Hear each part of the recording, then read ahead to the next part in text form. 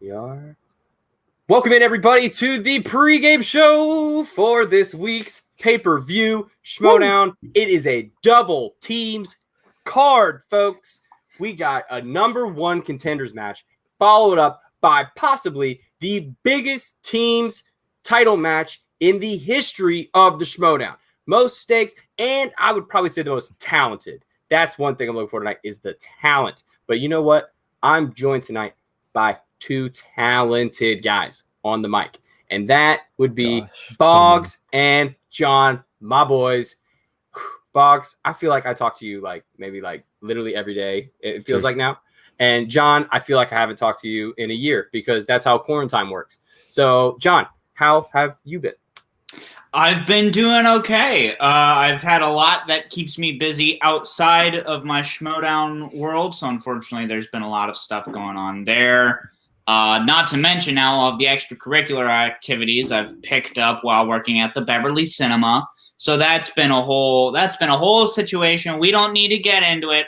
As long as you've seen that final episode of Stranger Things season 1, when they're setting up the house to catch the Demogorgon, then you know basically what my whole deal has been the past week. But I'm doing great otherwise, and I'm glad that now I get to kick back with two wonderful gentlemen and a relatively okay beer and talk about some exciting matches coming up in an hour. Oh, what are you drinking? Please do tell. It's called the Smog City Brewing Company Amarilla Gorilla Indian Pale Ale. You hear that, Smog City Brewing Company? We got a fan, and come sponsor the show. So all the way across the pond, over there. Indeed. Yes, indeed. It's pretty late. It gets late. He said, when are we going till 1? And I was like, what, you mean PM? And then I remember oh, right, AM. I got to do some math. I got to stop doing that, yeah. Boggs, what is up, my guy? Well, yeah, I'm just on it for this team's match, this team's pay-per-view.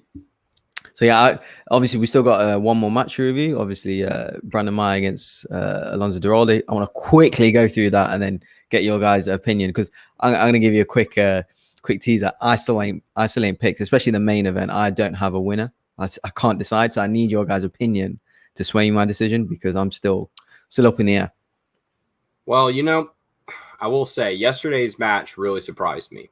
There was a lot going on there that I wasn't quite expecting. When I'm pleasantly surprised about a match, it's always nice. But what's even more nice? It's always nice to be right about your picks. So I'm not going to spoil who my pick was before we get into the match. Mm-hmm. But this has been a really crazy week. We've had 1, 2, 3, 4, 5 matches before we even get to the pay-per-view match, guys. So we got 7 total matches this week. I don't think we've had 7 total matches. That might be a Schmoedown record, unless you include maybe some spectaculars, including with some matches previous in the weeks. Aside from that, guys, do you guys remember a bigger week ever in the Schmoedown? In terms of content, I don't think so. So all these kind of matches leading up to a big pay-per-view, no, I don't think so. I mean, my only thing that I wasn't absolutely thrilled about, yes, we've got loads of matches, but I think we've had maybe less content of the backstage stuff, and because we've not really seen corruption against the founding fathers on screen too many times, and I wanted that kind of tension and build up going in. And even Who's the Boss and Shazam, yeah, I've seen 1 or 2 on some shows and stuff. We've just not seen as much as I'd like. But obviously we've got the shows, the actual Schmoedown matches instead. So yeah, it's a good replacement. But just me personally, I wanted a bit more of that.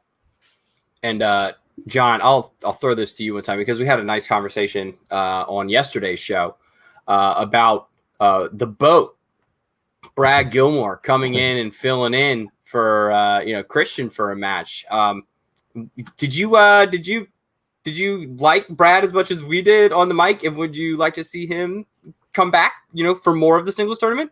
Yes. What if I just left? She's like, yes, let's move on. No, well, then easy follow-up. It's one of those things where it is always nice to see other folks kind of step in. Obviously, that's of course no disrespect to Christian Harloff, and he wound up pulling double duty, if only for a few minutes or so, in the Brendan Meyer versus Alonso Duralde match. But yeah, I do think that it's a fun thing to be able to see other folks step in. I loved when we were able to see Danielle Radford, Emma Fife, Brianne Chandler, a lot of other great folks have stepped up to the occasion before. It's a nice reminder of all of the various fun personalities that exist in the Schmoedown universe. Obviously, with everything going online, it has kind of limited how much we're able to see of certain folks, especially since we haven't really seen any matches outside of the, albeit very exciting tournaments. But it is nice to just find other opportunities to get other Schmoedown personalities in there. It's sort of like what Boggs was saying, missing a little bit of that backstage action. It's also just nice to see a little bit of the other people that exist in the Schmoedown world getting another opportunity to come back into the fold. This match yesterday was packed full of knowledge. We love the K word here. We want you to show us what you've got when it comes to knowledge. And the kid and Alonso did just that. I mean, from the categories being chosen, from catching people off guard, it had everything you wanted in a first round matchup. Truly, like a stacked first round matchup. This could have been a semifinal if it had that kind of tension to it and it had that kind of knowledge. I'm trying to pull up the match real quick, but Fox, going into this, were you leaning one way? Well, I mean, I was kind of leaning the kid before the tournament, and then having seen Alonso in teams, I'm giving another, some more opportunity to see him as well. What were you leaning towards? Yeah, I probably was leaning towards a kid because not necessarily on pure knowledge. This whole gameplay thing where some of the kind of certain players where they have elite level knowledge, a kind of star level knowledge, but have do not match with the gameplay and tactics. People like Alonso, people like Whitney Seibold, people like what was Alonso's partner's name? Matt Ashley? Yeah, Matt Ashley. Yeah. These kind of guys who don't match their knowledge with the kind of tactics and kind of overall gameplay. So I was going into that. That's why I backed Mayo, because I thought, oh, okay, he's gonna make some mistakes. He's gonna, that kind of thing. But yeah, from Maya's perspective, I was looking for him to get some momentum because I've not seen Maya beat a top 10 player. I've seen him beat good players, not a great player, not a former champion, not a top 10 player. So going into kind of the next round, where I believe we might be playing Andreyko if he wins his first round match, I just thought, okay, let's get some momentum going in and maybe settle down some nerves, because obviously that first team match with Shazam, he was kind of a bit all over the place, obviously not played in a while. So I kind of wanted him just settle down, get a win, that kind of thing. So yeah, that's what I was looking at going in anyway. And I think Brendan wouldn't argue with you there. He, at least in terms of the promo, he was pretty humble, kept saying that he didn't feel like he was quite on the level of his partner Bibiani, and he probably didn't feel like, if I can't compete with Bibbs on a singles level, then why, he didn't feel like he was on that level. But he came out and played a hell of a first round, John. This kid came out and swung a perfect game. That he did, yeah. He managed to get not only all of his 8 questions right, but then also a bonus question as well, coming out looking pretty good after that first round. Then he really needed that, as it turned out, looking at the second round and how things kind of wound up shaking out for him again, partially, if not wholly, because of the nerves. Though again, as he's admitted, he certainly has some blank spots in his knowledge. It seems like Brendan just cruised through, and we keep saying, 7 points. Boggs and I now, I said it yesterday, but 6.5. You want to shoot 6.5 points is solid, right? Somewhere with 6, 7, over that. Brendan with 9 points, I think that's huge for him. That's always we say, if you could play the perfect game, how do you want to come out and do it? That's starting off high, and just seems to take the lead. It's 1-1, but once it's 2-1, Brendan doesn't like to give up the lead here in the first round. So Boggs, going into round 2, were you surprised that Brendan got the perfect round? And did you think that Alonso still had a shot? Yeah, I was a bit surprised. He played solid. Yeah, absolutely solid first round. Alonso, obviously, just to be fair, he just missed the one question, which I thought was quite difficult. The Daniel Day-Lewis one, like, obviously, how many nominations he got? What was his second one? They did give an indication on the year. which kind of narrowed it down. But yeah, no, absolutely solid first round from Brendan, and yeah, and obviously got the bonus as well, so got the 2-point lead there.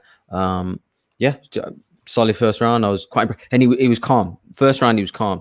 I think he did kind of into round 2. I did see the nerves kind of come in a little bit where where Alonso got the steal and stuff. But first round he was absolutely solid, calm, kind of composed. And that's kind of Brendan Meyer that we knew previously. So yeah, fully impressed with round 1. Now let's take a second before we get into round 2.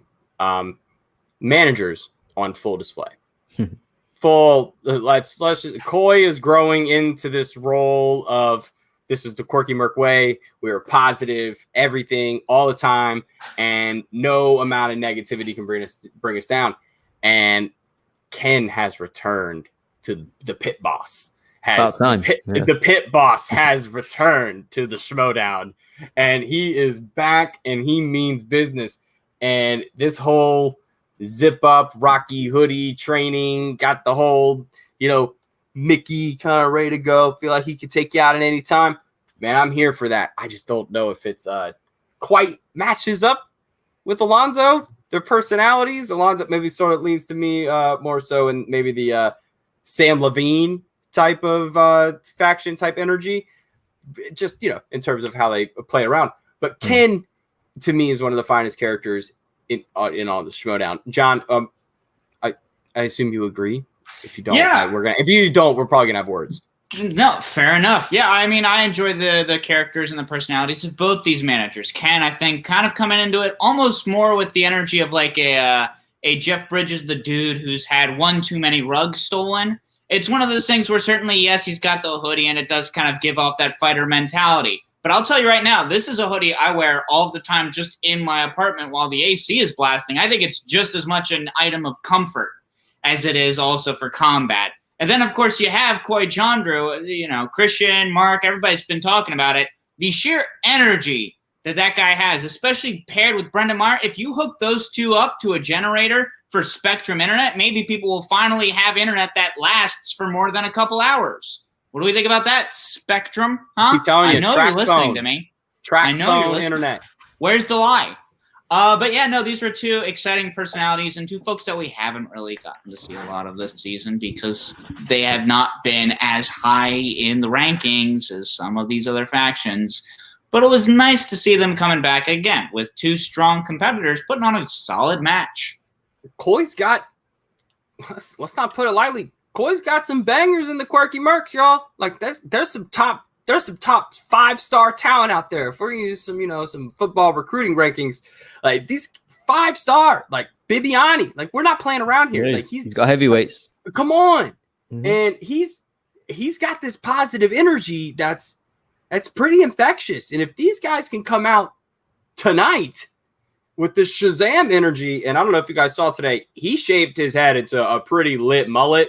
I don't know if anybody saw this. He kind of like kept it full regular business in the front. And then you can't tell until you fully turn that it fades into a mullet in the back. And I'll just say mullet energy is some scary stuff that you do not want to trifle with on a 30-something-year-old that's going through stuff. And Coy is bringing that, especially with Shazam on your side, because sorry, every time I say it, I got to look around just in case it's my time. I just got to hope. One day, man, I'm going to say it one time. I just hope. I can just only hope. But Ken's got these Palpatine vibes that it's like, you will not mess with me today. And in the second round, Alonso took some hits, but also threw some back of his own, just running through this really quickly. Second round, his category ends up getting 80s movies, and running through that, he does pretty well. I mean, I'm not. Yeah, he got a 7 out of a possible 8 points. Yeah, didn't miss a question. Had only one multiple choice. He didn't really take any hits round 2. That's what I would say. I would say Alonso really got into his comfort zone. Thank you for correcting me, and you got me there. And remind me of the challenge, please. Please remind me of the challenge. I've watched so much Schmoedown this week. I'm losing it. Yeah, so I forget the name of the film. It's not An Education, I don't Ooh, I think. don't know. Yeah. It's Excuse me. I've now remembered, and now I have full internal knowledge of the situation. The movie was The Children's Hour, the Audrey Hepburn film, and in which the question was, a young girl accuses the women who run her school of being what? Brendan did not say lesbians, which was the answer that was given. He said lovers. And then the challenge was he gave a correct answer based off of what the choices were, which I think were, hold on, let me just search through, communist, child abusers, Nazi sympathizers, and then lesbians. So, you know, a real like axis of evil for a certain group of people in the world. And she's like, you're just like, what a weird, you know, group of people. He said lovers. That's kind of like, I don't know. I could understand the argument, but then they ended up giving him the 1 point because he does end up going to, he says lesbians after given the choice, but Mark does lead him on with the whole, can you elaborate more, which Mark has done before, which we've kind of come to, crossroads with, like, where is this too topsy-turvy. Boggs, where you think he's got to relax on that? Is that his job? Is it his job? I mean, to be honest, I thought, that whole kind of, the whole round two from my side was a little bit weird. First of all, he actually stuck on Audrey Hepburn. I was like, okay, he's sticking with that. But I did like that though. Obviously, you know, he's a younger player, sticking with, you know, an older actress. So he felt comfortable with it. I was, you know, super impressed with that. And then, you know, going kind of 2 for 2, and I thought, okay, so obviously I thought maybe potentially he's put that on the wheel, because I thought, you know, he's really solid with that, with, you know, going for 2 for 2. And then obviously coming up to that challenge. It's, to be honest, if I was Mark, if I was doing that, I would have just given him the 2 points anyway. I would have given him the 2 points as well. Yeah, I understand why he wanted to be more specific, because I think Mark was looking for the exact word, the exact answer that they had on the sheet or whatever. So I do understand that. But yeah, a bit of a weird result of a challenge where you're right, but you didn't give the exact answer, so you get to keep your challenge, but you only get 1 point. I was like, okay, let's just move on. But yeah, obviously it didn't really affect the match in the end. But yeah, it was definitely a little bit of a weird challenge. But yeah, I would have given Brendan the points, to be honest. What about you, John? Yeah, I will say, first of all, Tachyon, hello, how you doing? Yes, correcting us properly, as Colin did as well, but with the proper title of The Children's Hour. And then, yes, Mina is still very much a part of the show. She's just not able to join us for every event, which is also true of me as well. So it's, you know, she's still very much part of this family. We are still very much happy to have her as a part of this family. Sometimes real life is just difficult, you know? I completely get it. Yeah, I was definitely interested to see Brendan Meyer kind of run with this category, and he didn't quite run with it. As far as that challenge goes, you know, I mean, first of all, would that we all were communist lesbians. That is the society I wish to live in. And I'm not even being ironic. But oh my God, could you imagine? Wait, you just made Vladimir Putin's brain explode with the good. Him and Spectrum both. That's what I pray on. No. Yeah, I mean, it's confusing because I think that it is that sort of thing where he was looking for that specific word, lesbians, and I think it's largely just because he was kind of thinking in his mind, oh, if he doesn't say this specifically, then there are going to be other folks who kind of whinge about it in that regard, versus he's being saying careful, like, isn't it? Yeah. Yeah, like it's this whole back and forth kind of weirdness situation. And I guess because the multiple choice options got read, then that was kind of the justification for only giving him the 1 point. This is one of those things where I just don't envy being Mark. I don't envy being him. I don't envy being the judges. There's just a whole hoopla that goes on behind the scenes that I just don't think I have the fortitude for. I'll say it. Yeah. I don't think I could handle that responsibility. Mm-hmm. But yeah, I mean, and like you said, obviously it didn't really wind up mattering in the whole cosmic scheme of things as, say, Brendan Meyer missing the how to steal a million multiple choice question, which Alonso was able to steal. That was, I think, a much bigger factor for this match, and something that shifted the tides a little bit in Alonso's favor, and something that didn't have anything to do with any of that aforementioned hoopla. And Alonso actually had the quote of the match where he said, the stones on a kid to pick Audrey Hepburn against a 50-year-old gay man definitely was the quote of the match. I was like, that was pretty solid. So moving on to round 3, Brendan just continues to move right through these questions, nailing his 2-pointer, throwing it back over to Alonso, who gets asked Stanley Tucci plays Frank Dixon, the temporary customs director of JFK, in what Spielberg film? I did not get the term off the top of my head. I then immediately remember, because I immediately go through like the timeline of what Spielberg movies are released in 2004. I'm just like, what Spielberg movie came out? Like, of course, I was 8 years old. I was not 8. I was 10. Like, I wasn't going to see The Terminal when I was 10. Like, I was like, I get that, a little slip up. But going on to the 3, throwing it back over to Brendan. Did anybody count how fast he got this question? That was ridiculous. This kid, this kid he's on fire right now. He's got some sort of he's clicking. I swear, he's clicking on cylinders right now. I mean, John, have you ever answered a question that fast before? Have I answered any question that fast?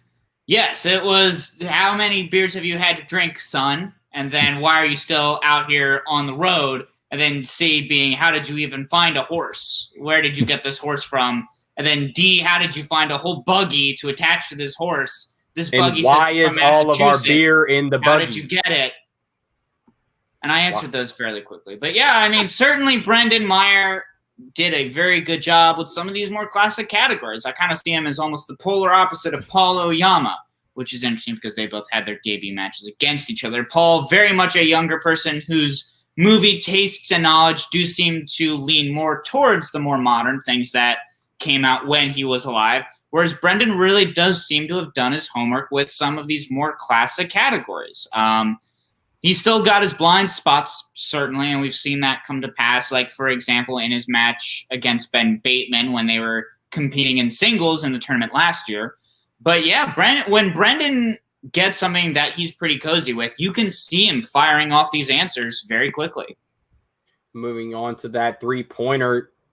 Fortunately, Alonso seems pretty safe in the classics category, nailing that one, throwing it back over to Brendan, forcing him to nail that 5-pointer, which then I ask you guys, have you ever seen anybody answer a 5-pointer that fast and that sure? Like that, I mean, he was confident, and there was no like. I mean, I was just impressed. That's kind of what I'm trying to say. And it's not that I'm gonna, not that I have him going to the semifinals of the tournament or anything. Again, another slightly. I was gonna say that's a weird dunk on him. Poor kid, my goodness. Another slightly older movie as well, Sleepless in Seattle. He knew the kind of final scene and what Tom Hanks has done with his. I didn't remember that scene, but yeah. So again, showing what a quality player he is, and obviously Duralde's missed his 5-pointer, which obviously led to the win. But to be honest with you, I was super impressed with Duralde and his whole performance. Played the game really well. Probably the best I've ever seen him play. So I'm glad he got like a kind of post-interview, a decent length post-interview where they're giving the compliments, because he deserved it. Because we've seen him kind of miss on the gameplay side of things. But yeah, I was glad to see him. He's nailed it down. You can see he's a quality player, and yeah, it's his debut in singles, so there's no shame in losing. Obviously, the kid's now got momentum going into that next round. So yeah, I was impressed with Duralde, to be honest with you, even though he's lost. Yeah, I honestly thought he was just calm, cool, collected. To which past Colin can shut up because maybe Ken was doing a good job. Because Ken was doing a good job keeping him composed, and Ken's kind of gotten, I don't know what it is. Ken just calms me down. I mean, every time I see Ken, I just want him to come in and read me the news and tell me everything's going to be all right. But guys, I think we're good. Let's get down to business. How about that? Let's get down to business. Let's get down to business. Copyright claim. That's it. It Struck off. Nope. We're good. No. Look at that. We're still alive. Nobody took us down. Everything's fine. Walt, please do not. The key is Moving you on to always have to tonight's- go like one note different, you know? So it's like, let's get down to business. See? That's No one nuts. knows. Get down to Remix. business. Yeah. Guys, we got 2 solid matches tonight. And by 2 solid matches, I mean 2 matches that are worthy of pay-per-view matches of their own. They're worth it, but we are getting them on one card tonight. One card tonight. We are seeing Who's the Boss for the first time in a long time. We get to see two of the top 10 competitors in the Schmoedown right now across all weighted categories, going up against one of the hottest teams in the Schmoedown right now. It's Who's the Boss versus Shazam. That's the first match. That's what we're getting into first. John, your thoughts on Shazam's performance, and are they the team you expected to be playing in this match? I mean, obviously, I was a little bit hesitant about Shazam when we were first talking about them going into their match against Final Exam. I was a little bit worried about the ring rust, and you could definitely see a little bit of that in their performance, more so with the kid than with Bibiani. But yeah, you are right. These are two of some of the better players that are currently active in the game right now. Obviously, they went all the way through the teams tournament last year. These are two like really good competitors, and they really bring out the best of each other in certain regards. But the same can also be said for Who's the Boss. I'd also like to say that I kind of did mean the top 10 comment about Who's the Boss, and then I led you on a Shazam question. So that's totally my bad. I would like to clarify. What am I doing? No. What was That I was supposed to do? No, my bad. You took it correctly. I would like to say that I made the top 10 comment about Who's the Boss, not Shazam. I'm not saying. I think Matt Nost is going to win. Yes. Is that right? Good. Yeah, no, I mean, these are two really good teams. Obviously, Shazam, we've seen them now playing a little bit in this digital space with, a few hiccups here and there. And then we've got Who's the Boss, a team that we have not seen play in quite a while, either as a team or individually. Ben Bateman nor Mark Riley has had a match air yet since we've had to go digital, but they are also one of the all-time great teams that are active right now. They've been in the champion circle before. In one of my personal favorite matches, their title shot against the Shire Wolves. Like, this is not going to be an easy match either way. It's just so much talent. And for me, Bibiani and it's players of 4 different eras in a way. Riley is, an OG head. Bibiani in that first wave of critic talent that comes into the Collider wave.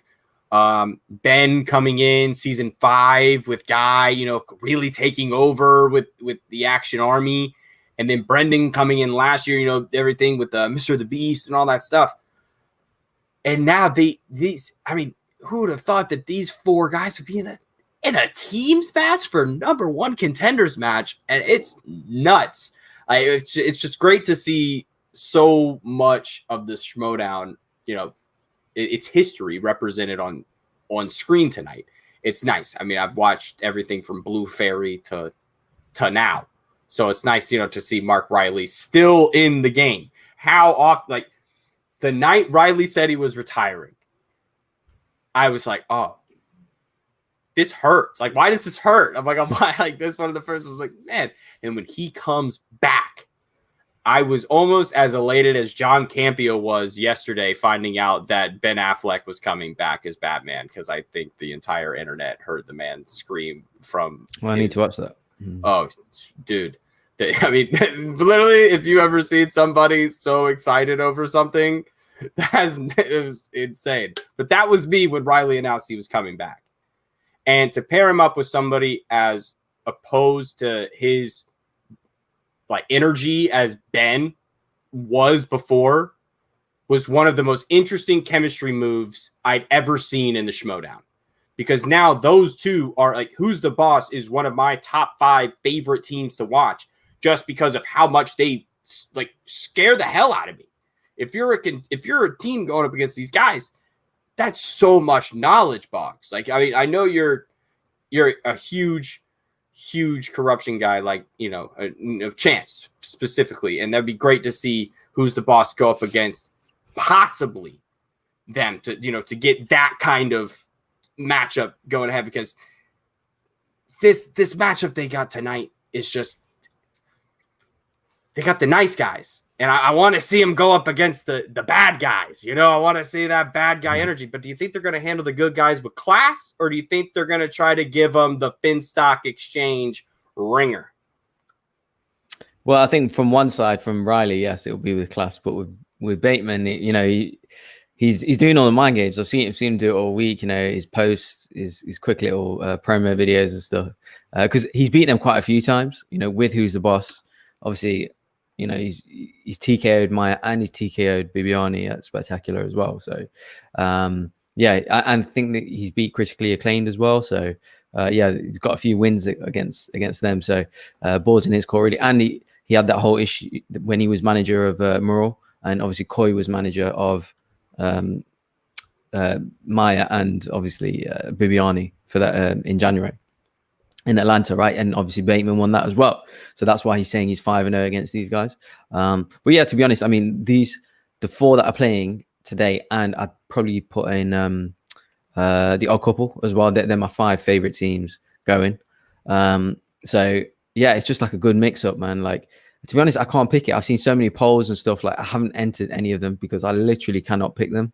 So Shazam, yeah, I mean, I didn't think they'd play it as good as they did last week. I thought they would have a bit of rust, things like that. Maybe they wouldn't click as well. But I was super impressed, especially with Bibiani, how on it he was, and just how well they played. But Who's the Boss? Yeah, I mean, overall, I mean, if it was a studio match, I think I would have said Who's the Boss. But now with this online thing, we don't know how Riley's going to play. We presume Bateman's going to be kind of on it really, but I don't know. Honestly, I seriously don't know. I mean, if I had like a gun to my head, I'd say Shazam. But I do actually want Who's the Boss to win though, because I want to see Who's the Boss against Founding Fathers. I want to see that tension. I want to see that drama of that match of all Finstock Exchange match. Obviously, I want to see them against Corruption as well. In fact, I don't care. To be honest, anyone can play anyone.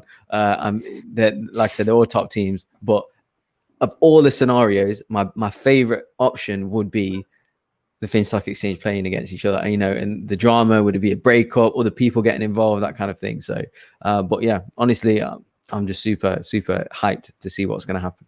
And Nick Brown in the chat saying the Finstock as the manager makes it that much better. Could you guys imagine, man, Finstock having to? Oh man, I've thought about that already. I think it's like asking to choose between your kids. Like, legit. I think I know what he'll do. I think he would pick Who's the Boss, and I think the Barbarian would. They'd ask the Barbarian to manage the Founding Fathers.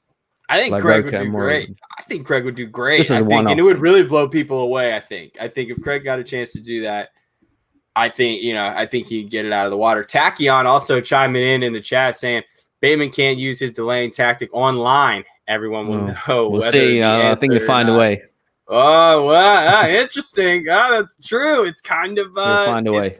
It's much harder in this format for sure, because we have seen that at least one of my favorite things was, at least in the teams matches, was that breakdown between Paul and Lon, right? It's Paul and Lon, and it was really sitting there on a couple of questions, seeing how much they both knew, and then seeing like, oh no, I trust you, you know this, move on. And it's kind of nice to see that work, but it's also kind of nice in the studio to not know what in the hell's going on. And I'm really looking forward to that. John, are you prepared to make a pick for this match? I am, yeah. And I'll keep my thoughts pretty brief as well, because I want to make sure we have enough time to talk about the main event as well.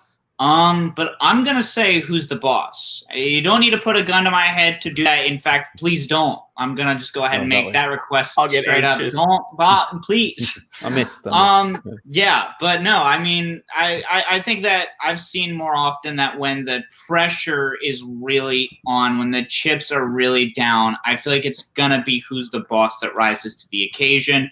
I think Ben Bateman is one of those players that really thrives under these high, intense build-up matches towards title shots, Definitely. I think being a part of Who's the Boss has really brought out the best play of Mark Riley, not only just coming back into the league, but then consistently, if you compare singles and teams matches, he's better with Ben Bateman. And I think that Bibiani, Brendan Meyer, they're good players and they have a lot of fun, which is great. But I think in this sort of an environment, when the stakes are this high, I got to go with Who's the Boss. I'm with you. I'm going to keep my thoughts short and brief. Riley's one of my top 3 favorite people ever in the history of the Schmoedown. I think he's been getting ready for this moment to he's thirsty for that title again. He needs it. He needs it. He needs it because if Riley can let's be very clear. Now, I'm going to make a quick comparison. If LeBron James loses to the Portland Trailblazers in the first round of the playoffs, I don't want to hear anybody say he's the greatest of all time ever again. If Mark Riley can take the team's title from Dan Murrell off his shoulder, we could legitimately start talking about Mark Riley as one of the greatest of all time. Not one of, as the greatest of all time. Because this is, I mean, it's and one of my producers is having a conniption in the chat.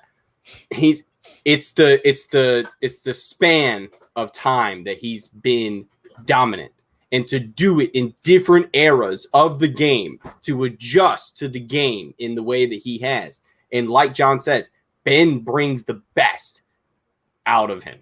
And that's someone who's already been champion. He was already a champion before. And another champion is bringing the best out of him.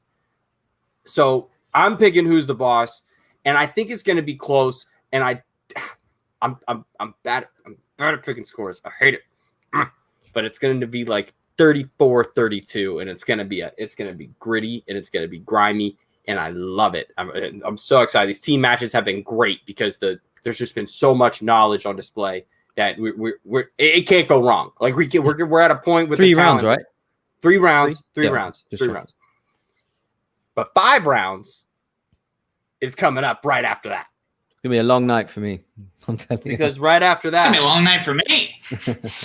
because right after that, guys, we have the team's title match that we have all been waiting for. There has been something I have been dreading to pick since the start of this show. It has been this match. I have not wanted to pick a match less because I don't want to at all, because I'm so divided. So please, Boggs, John, Don't go please. to me. No, John, you go first. Fine, John, you go first. I'm still deciding. Feed me to the wolves, why don't you? Yeah, My you goodness. point out We're Boggs. chickening. We're sitting on the Don't fence. point I at think, me. Point at Don't him. point at me. It's his Don't turn. point at me. Do Don't you have use a- the do you have a digital pick? constraints combining us across 3 different geographical regions to point at me. That's rude. Do you actually have a pick, or I don't have one set in stone. I'm going to see if I can Okay. try and have one by the end of our conversation here. But certainly you have 2 players coming off of really strong momentum in Inner Geekdom. And then you have John Roca with a devastating loss to Ethan Irwin that he's talking about how it's motivated him so much for this match. And then Dan Murrell, not a lot of momentum, but just a really very good match against Ethan Irwin that he managed to win and retain his title belt. So, I mean, I think it kind of comes down to that question of momentum versus base knowledge. It's that thing that we've had to talk about and consider ever since we moved to digital. It's a tough thing to factor in. I mean, and especially because you can't even really make the argument of, oh, well, maybe corruption is still too caught up in Inner Geekdom, because at this point now it's been enough time where, like, especially since these guys knew after a certain point that it was going to be one of them winning Inner Geekdom no matter what, you got to assume that they've still been just rocking with that general singles and teams knowledge. So there's not really a clear edge, I would say, other than the fact that this is match number 4 between these 2, and corruption is up 2-1. Okay, so I did a little digging. I found some stats. from our friends over in the Schmoedown Facebook group. All right. Some nice folks over there do some great work. We got probability of winning. We got Founding Fathers at 58.4%, corruption at 41.6%. A knockout for the Founding Fathers is 7.8% likely to happen. Only 1% likely to happen for corruption. So let's think. What would have to happen for a Founding Fathers for the Founding Fathers to knock out corruption, Boggs? I think it's down to Mike, because like John was saying, momentum, immediate short-term kind of momentum is with Founding Fathers. Obviously, Mora's just defended his title and last week, and obviously Rokel's just lost the number one contender match the week before. Yes, the corruption guys have had a fantastic tournament, especially Chance, winning that tournament. Obviously, Kalinowski winning 3 matches in there, so they both got momentum.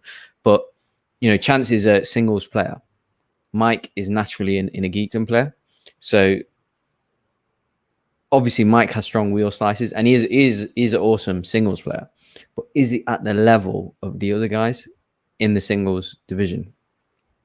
Plus, I don't really like the way, because I think me and Colin spoke about it last week, that against Dan Murrell in even Roker, I want to see people rattle them like throughout the week, like get under the skin. I think, and it was my opinion. Like, I think Irwin was too nice to Murrell overall. The whole week leading up to it, too complimentary, too respectful. And I believe that was reflected in the match. Like, Dan was too comfortable. He was too in his element, basically. And he never got took out of it, never kind of distracted at any point, never got under his skin. And I was expecting the corruption guys, including Shannon, to do the same. But it seems like they've gone down the whole overly respectable route, like it's an honor to play you guys, this kind of thing. So I'm not sure. I was expecting that kind of that electricity from corruption, which hasn't come. Which is an interesting take. So I don't know. I think maybe, if I had to pick again, someone put a gun to my head, I'm gonna say Founding Fathers, but I can't write Chance out. He is my favorite player along with Roker right now. So like, anyone that will win, I'll be happy for him. But that's my overall take. Honestly, I'm going to agree with you. I'm going to also edge it to Founding Fathers. And again, definitely Mike and Chance are great, and I don't want to discount them. It's definitely going to be close. But honestly, the fact that it's both Dan Murrell and John Roca, who both took Ethan Irwin to sudden death, and obviously only one of them won, but both went to sudden death against Ethan Irwin. That's enough, and especially in a division where the knowledge crosses over, like it's singles and teams, that knowledge just intersects more than inner geekdom. I don't think that's a hot take. To me, that's enough. Tachyon is right. They weren't really respectful during the brief appearance on I didn't watch that, and Jen's to be honest with you. show. There's obviously a lot of different 20 minutes avenues. Of it. A lot of that, guys, this season has been coming from the managers. It's been manager driven. A lot of that stuff that's been brewing up between people has really been driven by great managers this season, like Shannon and Finstock. So I'm more looking forward to the band. That's kind of like the championship match to me. The juxtaposition of Shannon to Bobby Gucci is what I want to see in a manager title match. I want to see those. So that's kind of where it got it out. So it's kind of, I don't think Sam and Bobby really bring that negative, they don't really attack each other. That's not really their relationship. What I'm referring to is, like Bateman, what he's done this week. Like, he's very subtly hinting that he's 5-0 against these. Well, it's not subtly at all. He's been quite obvious that he's 5-0 against these guys. And I would have liked to seen corruption rinse that a little bit. We're 2-0, we're 2-1, we're gonna go 3-1, that kind of thing. Shannon maybe try and get under Gucci's skin. I'm not seeing it. Like, for me, you can't go toe to toe with Dan Murrell. You can't. Like, we've seen it too many times. When it's toe to toe, when all things are even, he's going to come out on top. He's going to find a way to win. And we've seen that with Roker as well. And with the corruption guys, I would have liked to see that. I mean, at the end of the day, they might win. Who knows? But I would have just liked to see that maybe just get your teeth into them a little bit more. So what you're saying beforehand. is Scar could not beat Mufasa straight up. So No, he had to get the help yeah. of the hyenas, Yeah. and he had to get them run over by the herd. So what you're saying is you got to play dirty sometimes. You got to play dirty. No, to get what you I want. say it's tactical. You know, whatever's within your element, Right, whatever's right. within your kind of arm reach. If we ain't rubbing, we ain't racing. I'm from South Carolina. If you ain't rubbing, we ain't racing. That's what she said. You know, if you got to bump up a little bit. You know, you got to grind some gears a little bit to get under some people's feathers. And I agree that there was, you know, but that's also not Ethan's persona, right? That's never was Ethan's persona. So it's not like we were going to see him turn heel like right on Dan's face, right? You know, that wasn't going to be how that went. So it kind of it would have been a little out of place, but I totally agree. There's definitely some form of like it's like showmanship as well. It's also really hard to rattle Dan. Dan is like, so how are you going to do it? It's like game planning for a perfect team. How are you going to beat the perfect team? What you can't, I just have to play my perfect game and hope that they mess up. So that's kind of where I love the game that Dan played last week. I felt like he had a couple moments where he knew he could have done better, which was good. He didn't have just like one of those perfect Dan Murrell games, which he, you know, displays his prominence in every facet. So he had some stuff to go back to and work on this week, watch some tape and see what he can do better and focus in some areas. The best thing I saw from Dan, and it was one of the best from both him and Ethan, was just pausing on the speed round. I think the speed round tonight is going to be the difference maker in this match. I think, John, and to both your points, Mike's lack of, if this was an Inner Geekdom speed round, Mike's getting 10 out of 10, right? You know, because we've seen him, like, Mike can do it. He can get 9 out of 10. He can get 10 out of 10. But is that knowledge, is that, you know, recall there in the singles? I think tonight is going to be an interesting determination on just what tier of a singles player Mike Kalinowski truly is. And if it's a tier above what we think he's at right now, this corruption team could be chilling at the top for a while, because Chance is a player who I don't think anyone can argue. It's not going to get worse, guys. Like Chance has no plans on, you know, slowing down. I'm now, you know, we are hashtag Chance3 with an E.